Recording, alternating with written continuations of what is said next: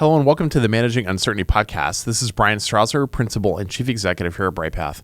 And in episode 185, I want to talk a little bit about remote work or distributed work or hybrid work, whatever you want to call it, and about managing outcomes as opposed to managing the process. And this is a topic that's been ruminating for me for a long time, longer than a decade to be exact. In my prior role, prior to founding Bryghtpath, I was a senior leader in a corporate security organization for a Fortune 30 retailer. And in that role, over time, I took on global responsibilities and had a team that was based in India. So in the United States, I owned 3 functions and had 3 teams reporting into me, all related to resiliency. It was crisis management, including 2 global security operations centers. I had business continuity, I had global intelligence.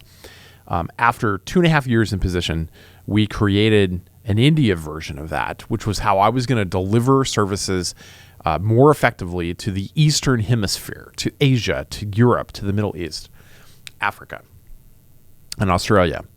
And that team, of course, was going to be somewhere else. It was going to be based out of Bangalore, and they were going to have their own set of travel and stuff. So I had to learn how to kind of manage this distributed work environment. And I think those lessons really, the lessons and the difficulty in that I had in helping my peers understand how to make this work, I think have really factored into how I think about distributed and remote work today. And I think something that we've managed very successfully here at Bryghtpath. So I want to share some of those lessons with all of you and talk about how you can do the same in your organization. On our careers page here at Bryghtpath, we say very clearly that we fully embrace a distributed work environment. And we mean that very sincerely when we state that. Here in Minnesota, where we're based in Shoreview, just north of Minneapolis. We're a second-ring suburb, and I live in a closer first-ring suburb. Half of our team is here in Minnesota. So there are 3 of us, soon to be 4 of us, that come into the office. I come here every day, but some of our other employees work from home 3/4 of the week, I would say, and then come in occasionally and use hotel space, or one of them has a dedicated office here and is here more frequently. But the rest of our team is elsewhere. I have folks working for Bryghtpath today that are in Idaho, that are in Indiana, that are in New Jersey. And as we're looking to expand the team, most of the people that we're looking at hiring are not here in Minnesota either. In fact, one of them that we may hire is an expat in another country, but would work as a part of our U.S.-based team. Managing this means that as a leader, I have to have a skill set. I've had to teach myself a skill set and learn a skill set where I can lead to the business outcomes that we are trying to achieve without seeing that person moment by moment, day by day, sitting in their chair. And I think this is a crucial part of how the workplace has changed for us over the last decade and was accelerated during the pandemic. The big shift here is that the way that we used to engage with our teams, the way we used to lead, now has to be different. It changed during COVID. Now, there are exceptions to this. If you're in manufacturing, for example, you still got to come in, you've still got to have hands-on the equipment to build the thing that your company sells. If you're in healthcare delivery, there's no way around. Yes, you can do telehealth, and yes, that has changed some things, but a physical exam is a physical exam. And being able to treat someone, particularly in an acute situation, requires them to be in an ER, in a clinic, in a hospital, and be able to do that. I understand this clearly. I am an EMT and have been for several years, and I volunteer in that role, and I see this on a regular basis. I can't do that job remotely, right? If you're in a medical emergency, I need to be there with you. I need to have access to my equipment. I need to be able to intervene in order to stabilize you and get you to an emergency room where you can receive the life-saving treatment that you need. I can't do that remotely. But for a lot of us, particularly in business continuity and crisis management, we don't necessarily have to be in the same room with the teams that we are leading or supporting or managing. And that's where we have to really shift our mindset as business leaders away from this very synchronous idea of butts in seats and everyone works during the same time period, and that's the only way that things can get done. And we all have met leaders that do exactly that. If they can't see the staff at their desk, they can't figure out how to lead them. This whole idea of first to arrive and last to leave mentality of time spent at the office to determine who is productive is ridiculous. And it is so 19th and 20th century in our thinking.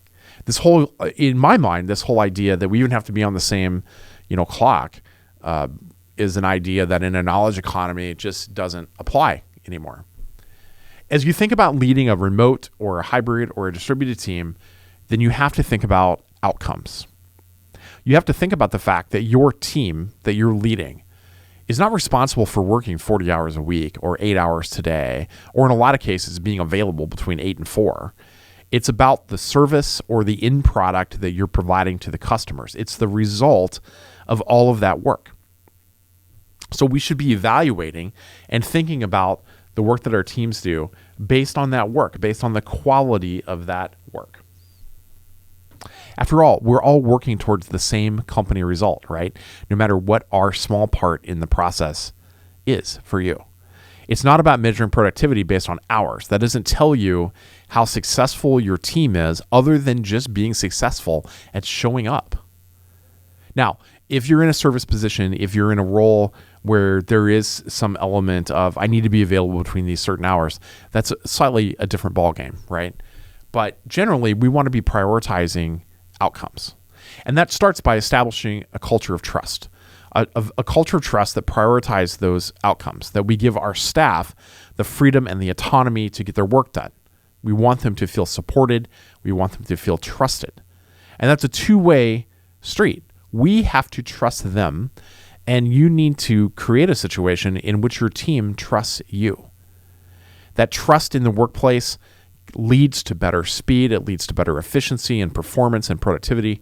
And companies that have high trust culture, according to Gallup, have lower turnover. They have higher returns and increased satisfaction by their clients.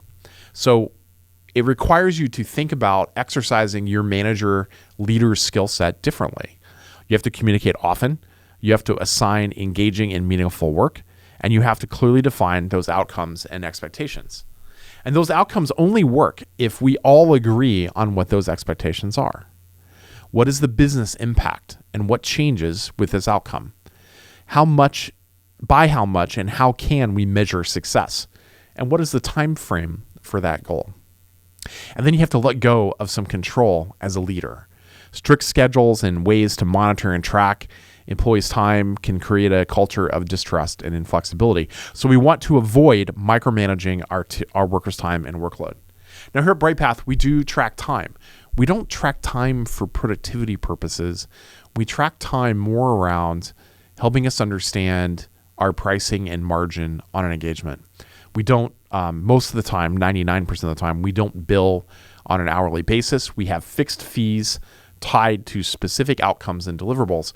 And so we're really tracking to that deliverable. We use the time tracking to help us understand, did we price this engagement properly? Good or bad, high or low, are we hitting kind of those financial targets? The fourth thing that we have to do here is we have to embrace flexibility. We want staff to be focused on results rather than hours, and we have to understand that process might look a little different for everybody on the team. I can tell you as a leader, outside of meetings that we have where folks, you have to be in, certain meetings and client engagement meetings and weekly staff meetings and things like that. I don't really care when the work gets done. I don't care if our comms team writes a fantastic article and does it tonight between 10 p.m. and 1 a.m. because that's when they feel the most creative and productive. I don't care. What I care about is the result. We're aiming for 2 internally developed articles on a monthly basis. We're looking for, management of some freelance writing workload. We're looking for certain results from a search engine perspective. Those are the outcomes that we're aiming for. How and when our comms team work doesn't really matter to me. What I want is the outcome. So when you're thinking about remote work, you want to really aim remote distributed hybrid work. You want to really aim for that outcome. And then find tools that enable your team to work asynchronously.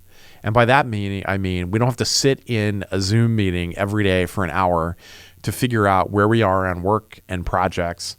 And in that way, instead, create tools that allow the team to input that and then go look at that information.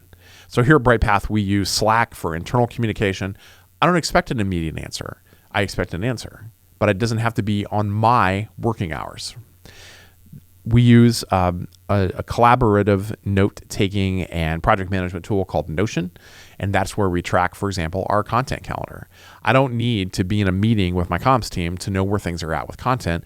I can go into Notion, I can go to the content planning section, and I can see exactly what's coming up schedule-wise and the status of those articles in the writing process. And I can tell at a glance, are we on track? Are we ahead of our schedule? Are we off track? And then I can contact the team and correct that discussion. So these are some of the ways in which using some of these tools and some of these methods can help you manage to the outcomes instead of managing the work that your team is doing. That's it for this edition of the Managing Uncertainty podcast. We'll be back next week with another new episode. Be well.